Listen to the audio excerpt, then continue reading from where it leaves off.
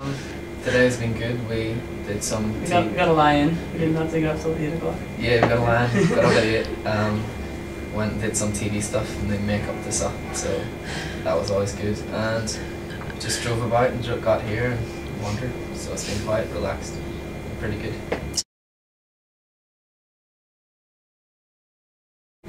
It's not.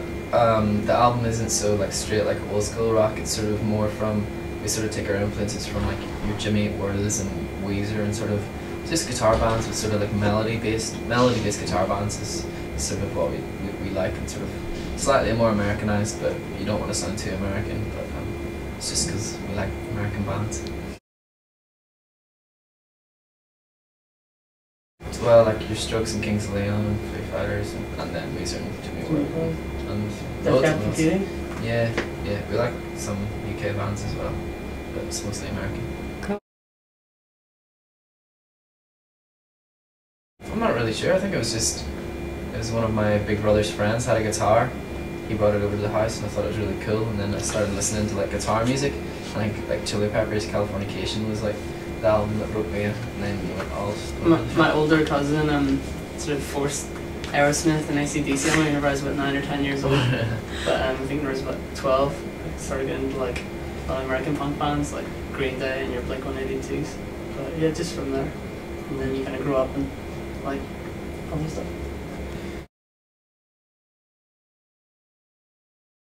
I would write the bones of the song, like maybe the chords and the melody, and sort of like try and put some sort of structure in it together, and then everybody writes their guitars and their drums, and then we sort of rewrite the structure. Yeah, if something doesn't feel right, we'll go, that doesn't feel right, fix it, and then let's not play this anymore. Yeah, let's scrap this one. Cool. But it takes everybody. Yeah, really good. It's sort of, he's got a really great ear for like pitch and stuff, and he can like sort of make sure you're not going to listen to your record and go, ugh, what was that all about? Everything's in tune. Everything's like perfect, and it's always a good start. Yeah. Always. Whenever we first started the band, we'd done some demos with him, and then we kept just demoing songs ourselves.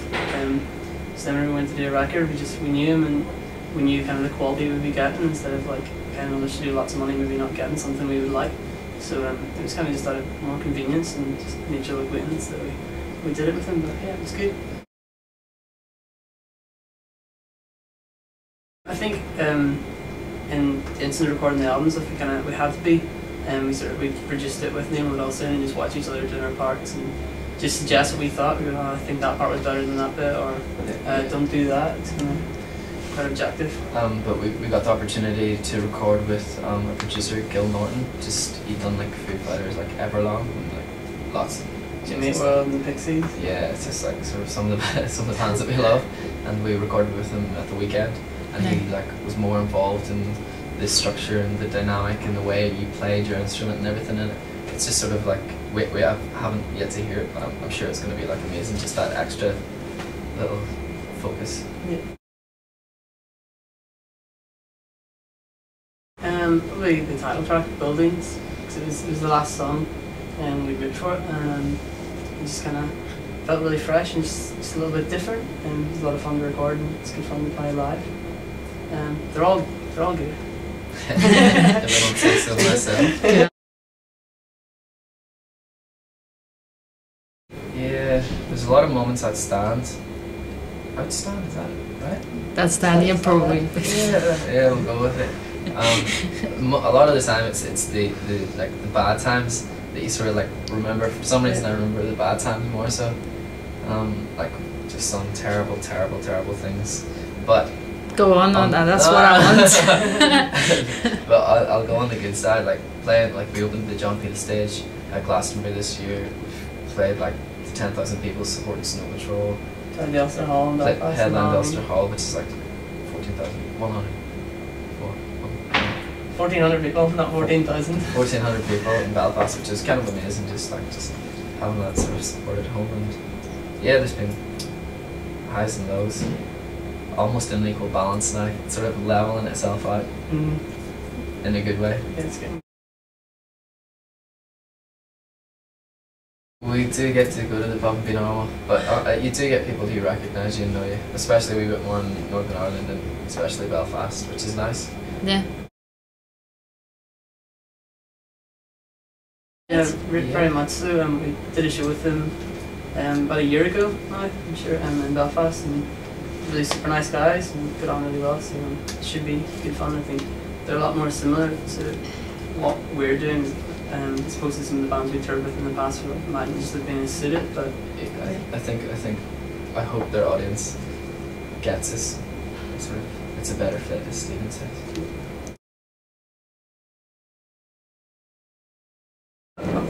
We've played to some difficult rooms, I think.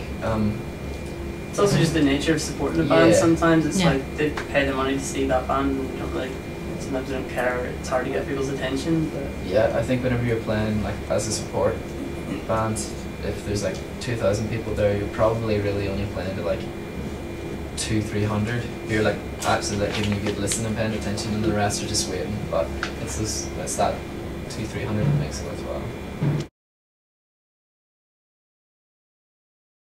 Oh wow! I don't think so. But yeah, that was an amazing thing. That Black Market Music, the Placebo album, was the first album I ever bought.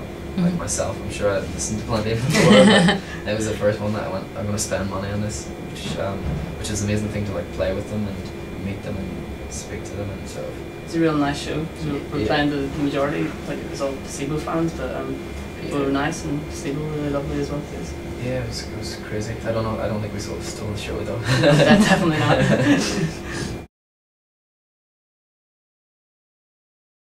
We're going to America next week. We're going to do South by Southwest. Nice. It's a music festival. So that's sort of something I've been looking forward to for a while. Mostly got a home show in Belfast on the Yeah. 28th of March, like the week our album's like, so it should be good fun to get back and just. Have you? I think there's something sort of cool about home shows. I think just everybody gets behind you that little bit Yeah, more. it's just we've been there for longer, so the level of awareness is just that bit more, so the shows are always a bit crazier.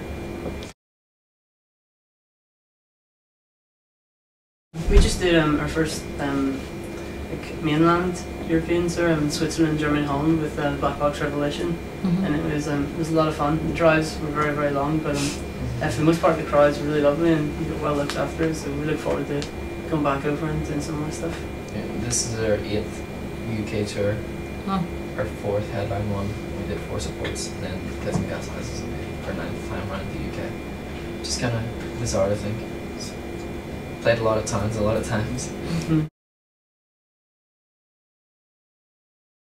I think it's definitely, it feels like it's changing. The stuff around at the minute is definitely changing, and towards the end of the album it felt like it was changing, but the songs that got people excited were the songs that we had from before. And so we wanted on the album to be about what people knew from us, from like the live. a little bit familiarity doesn't hurt, but